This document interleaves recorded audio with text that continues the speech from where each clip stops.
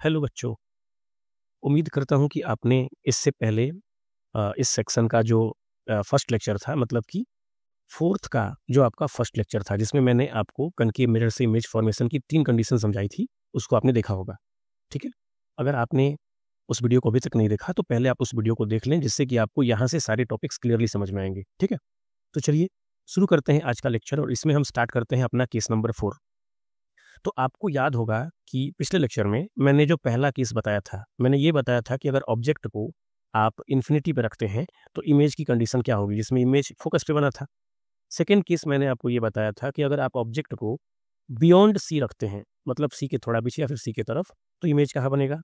And the third case कि अगर आप ऑब्जेक्ट को रखते हैं सी पे, तो फिर इमेज की कंडीशंस क्या क्या होंगी। आपको याद भी होगा कि ये थर्ड केस थोड़ा इंपॉर्टेंट हो जाता है हमारे लिए, because it is the same as just as the plain mirror. यहाँ भी इमेज का साइज ऑब्जेक्ट के साइज के इक्वल होता है और प्लेन मिरर में भी सेम कंडीशन होती है। ठीक है। तो चलिए स्टार्ट करते हैं फोर्थ केस। फोर्थ केस में देखिए, फोर्थ केस में हम ऑब्जेक्ट को रखेंगे बिटवीन सी एंड एफ। यानी जब ऑब्जेक्ट को सी और एफ के बीच में रखा जाएगा, यानी सेंटर ऑफ कर्वेचर और फोकस के बीच में रखेंगे, तो फिर कंडीशन क्या होगी, यानी कि इमेज कैसे बनेगा। ठीक है। इसके लिए सबसे पहले हम बना लेते हैं कनकेव मिरर। देखिए, ये रहा हमारा कनकेव मिरर। कनकेव मिरर में मैंने एक साइड से स्लाइडिंग कर दी, बिकॉज ये जब भी कनकेव मिरर होगा। ठीक, मैंने इस पे बना दिया इसका प्रिंसिपल एक्सिस। ठीक है। अच्छा, ये आपका प्रिंसिपल एक्सिस है, इसको हम कहते हैं पोल। ये रहा फोकस, ये रहा सेंटर ऑफ कर्वेचर। अभी मैंने आपसे बोला कि हम ऑब्जेक्ट को कहाँ रखेंगे, सी और एफ के बीच में रखेंगे। तो अगर मैंने ऑब्जेक्ट को यहाँ रखा, तो एज पर रूल्स, जैसा कि रूल्स कहते हैं, सबसे पहले अगर लाइट रे प्रिंसिपल एक्सिस के पैरेलल जाएगी तो कहाँ से होकर पास करेगी, वो फोकस से होकर पास करेगी।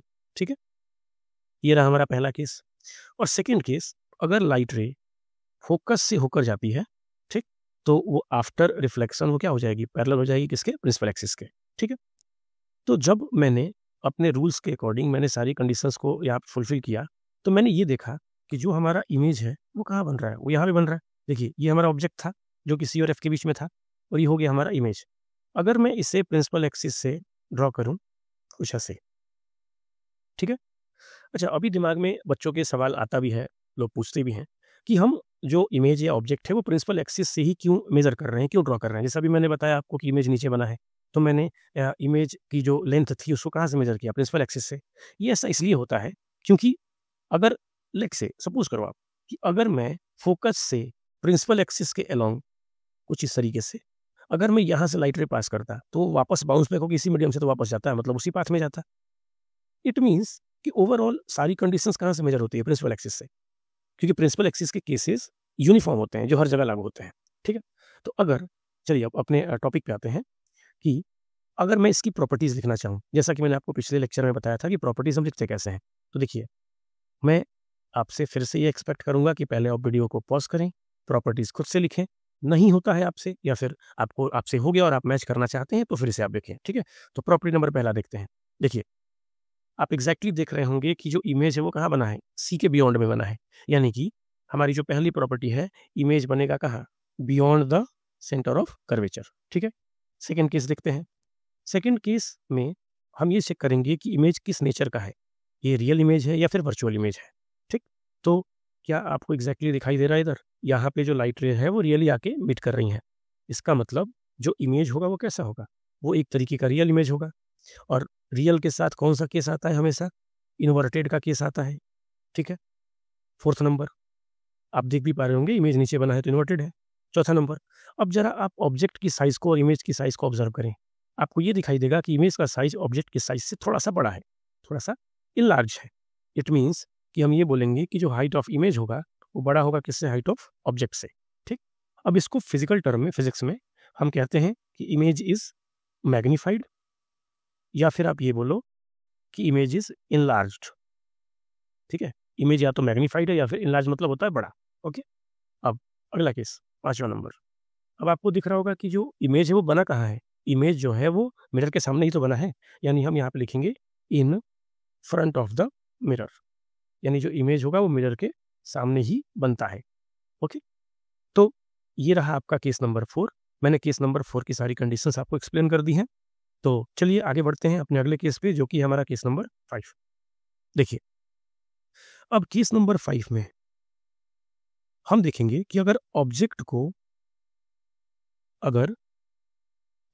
को मैंने रखा फोकस पे, तो इस केस में जो इमेज है वो कहाँ बनेगा, इमेज की जो प्रॉपर्टीज होंगी, जो पोजीशन होगी, वो क्या होगी। ठीक है, तो इसके लिए अपनी जो चीज़ें हैं, जो अपनी मिरर्स है, वो सब तो हमें बनाना ही पड़ेगा। तो ये मेरा, यह मैंने पहले एक कनकेव मिरर, ठीक है, थोड़ा सा मैं इसे अच्छे से बनाता हूँ। ये है आपका कनकेव मिरर। ओके, चलिए आगे। अब मुझे इस पे ड्रॉ करना होगा प्रिंसिपल एक्सिस, एज यूजुअल मैंने बना दिया प्रिंसिपल एक्सिस। ठीक, अब आपको सारे टर्म्स तो पता ही है, पोल, यहाँ पे होगा फोकस, ये होगा सेंटर ऑफ कर्वेचर। तो अगर मान लो कि आपने ऑब्जेक्ट को फोकस पे कुछ ऐसे रखा होता, ये है ऑब्जेक्ट एट फोकस। ठीक, तो अकॉर्डिंग टू रूल्स, जो रूल्स है हम उसके अकॉर्डिंग ही काम करेंगे।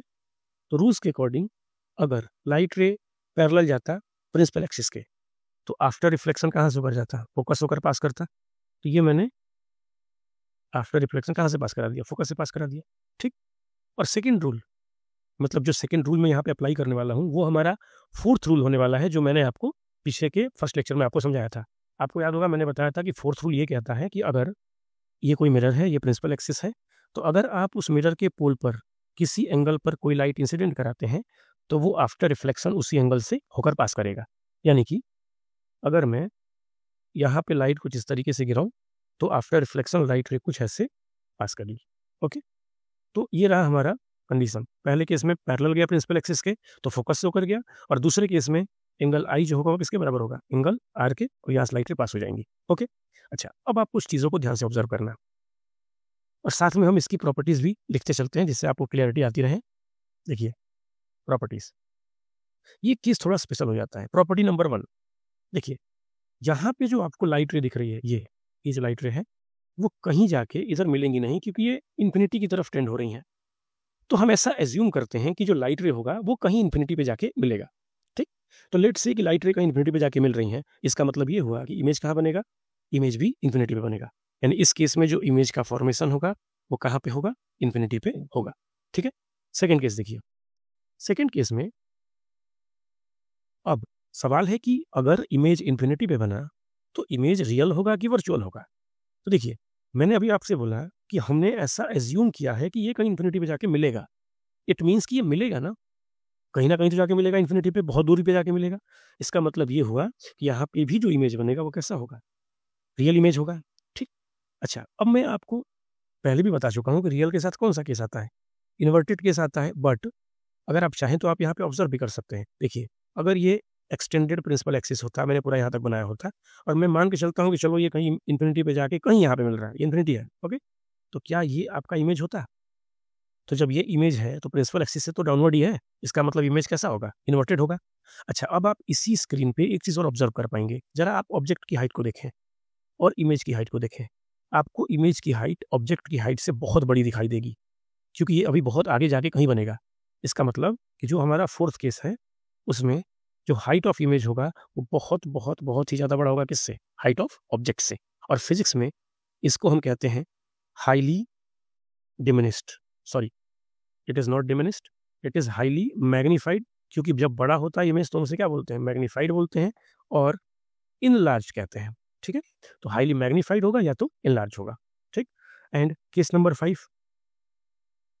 अच्छा, अब सवाल है केस नंबर 5 कि क्या इसे लिखना सही है, क्योंकि मिरर से जो इमेज फॉर्मेशन हो रहा है वो कहीं इन्फिनिटी पे जा रहा पे हो रहा है, तो मुझे एग्जैक्टली नहीं पता कि मिरर के ठीक सामने होगा कि नहीं होगा। तो हम इसे 5वें केस को एज्यूम नहीं करेंगे। अगर कुछ किताबों में लिखा है कि in front of the mirror, तो हम उसे गलत भी नहीं कह सकते, बट इट इज़ गुड कि हम इसकी 4 प्रॉपर्टीज़ को देखें और समझें। ठीक है, तो आपको ये लेक्चर, आपको ये जो केस था वो समझ में आया होगा, 5वां केस। अब आते हैं हम इस लेक्चर के लास्ट केस पे, जिसमें हम अपना केस नंबर 6 देखेंगे। और केस नंबर 6 थोड़ा-सा आपके लिए ज़रूर इम्पोर्टेंट हो सकता है, बिकॉज़ ये केस बाकी 5 केसों से क्या है, अलग है। मतलब ये केस आपके लिए थोड़ा-सा इम्पोर्टेंट बन जाता है।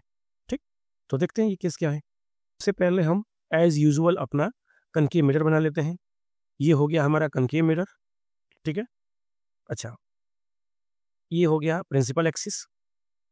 अब मैंने कनकेव मिरर बना दिया, प्रिंसिपल एक्सिस बना दिया, और बाकी सारे आपको केसेस तो पता ही है कि इसको हम पोल कहते हैं, ये फोकस, ये हो गया सेंटर ऑफ कर्वेचर।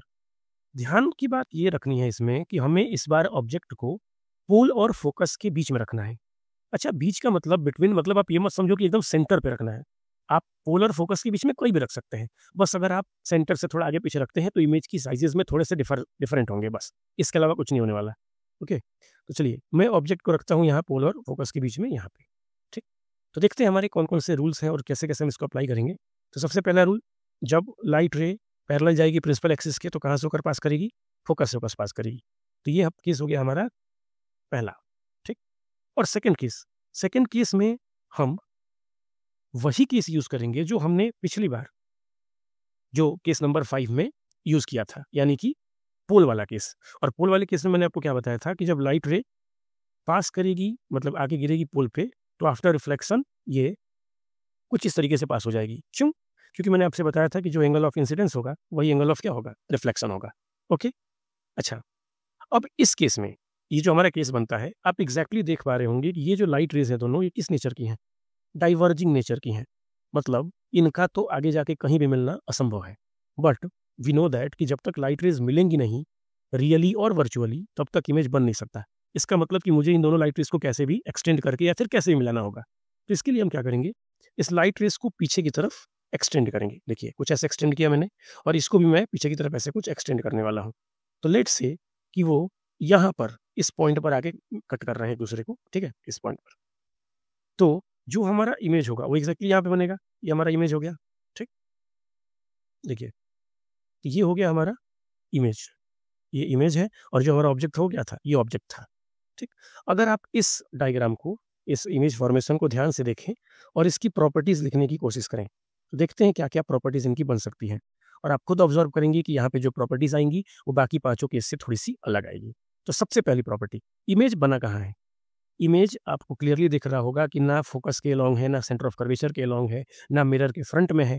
यानी इस बार जो इमेज बना है बिहाइंड द मिरर बना है। और ये चूंकि इस डायरेक्शन में कोई पोजीशन होती नहीं है तो हम डायरेक्टली लिखेंगे इमेज जो होगा वो कहाँ बनेगा? Formed behind mirror. जो इमेज होगा वो कहाँ बनेगा? मिरर के पीछे बनेगा।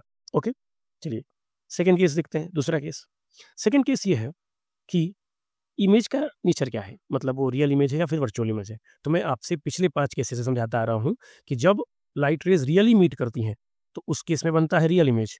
लेकिन यहाँ पे तो लाइट रेज को मैंने जबरदस्ती पीछे की तरफ एक्सटेंड किया है ना, इसका मतलब इस केस में जो इमेज बनेगा वो कैसा होगा? वर्चुअल होगा। एंड ऑब्वियसली मैंने आपको पहले ही बताया था स्लाइड में, केस जो लेक्चर इसके पहले का लेक्चर था उसमें, कि वर्चुअल के साथ हमेशा क्या केस आता है? इरेक्ट। और आप यहाँ भी देख पा रहे होंगे कि ऑब्जेक्ट जो है वो प्रिंसिपल एक्सिस से अपवर्ड है, तो इमेज भी तो अपवर्ड बन रहा है, यानी कि इमेज कैसा है? इरेक्ट इमेज है। And the last property of this lecture is, जरा आप साइज पे ऑब्जर्व करिए। ऑब्जेक्ट का जो साइज है और जो इमेज का साइज है, इन दोनों में से इमेज का साइज क्या है? ऑब्जेक्ट की साइज से बड़ा है। इट मीन्स इस केस में, केस नंबर 4 जो प्रॉपर्टी है हमारी, इसमें हाइट ऑफ जो इमेज होगा वो हाइट ऑफ ऑब्जेक्ट से ज़्यादा होगा। इसका मतलब कि जो इमेज है वो कैसा है? मैग्नीफाइड है, या फिर इसको हम क्या बोलेंगे? इन लार्ज है। तो या तो मैग्नीफाइड इमेज बनेगा या तो इनलार्ज इमेज बनेगा। ठीक है, तो इस लेक्चर के थ्रू मैंने आपका कनकेव मिरर का पूरा केस क्लियर कर दिया है। अब आप इस वीडियो को ध्यान से देखकर अधिक से अधिक बच्चों तक शेयर करें, जिससे सभी बच्चों तक इमेज फॉर्मेशन से रिलेटेड वीडियोस मिल जाए उन्हें। और बहुत जल्द हम बोर्ड के लिए इंपॉर्टेंट PYQs की एक सीरीज करने वाले हैं, तो आप चैनल को सब्सक्राइब और लाइक जरूर करें और इसे अधिक से अधिक शेयर करें, जिससे आपको और आपके फ्रेंड्स को, स्टूडेंट्स को, सभी बच्चों को नोटिफिकेशन कंटिन्यूअसली मिलता रहे। ओके, थैंक यू एंड मिलते हैं अगले लेक्चर में।